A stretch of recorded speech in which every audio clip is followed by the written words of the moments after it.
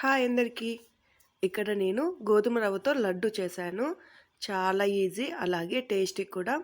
చాలామంది లడ్డు అనేసరికి అబ్బా ఎక్కువ ప్రాసెస్ కదా, ఎక్కువ టైం పడుతుంది అనుకుంటారు. అదేమీ లేదు. ఇలా ఒకసారి ట్రై చేయండి.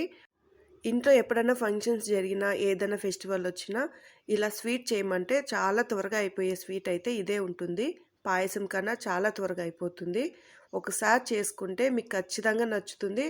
మళ్ళీ మళ్ళీ చేసుకుంటారు. దీనికి కొద్దిగా గోధుమ రవ్వ అలాగే చక్కెర ఉంటే చాలు, ఇంట్లో ఎప్పుడైనా చేసుకోవచ్చు. ఇలా మీరు ఒకసారి ట్రై చేసి చూడండి. మీకు కూడా బాగా ఫేవరెట్ అయిపోతుంది. ఇది షార్ట్ కదా, క్లియర్గా చెప్పలేము. అందుకని ఫుల్ వీడియో పెట్టాను. నచ్చితే ట్రై చేయండి. హాయ్ అందరికీ.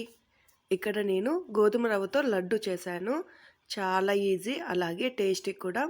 చాలామంది లడ్డు అనేసరికి అబ్బా ఎక్కువ ప్రాసెస్ కదా, ఎక్కువ టైం పడుతుంది అనుకుంటారు.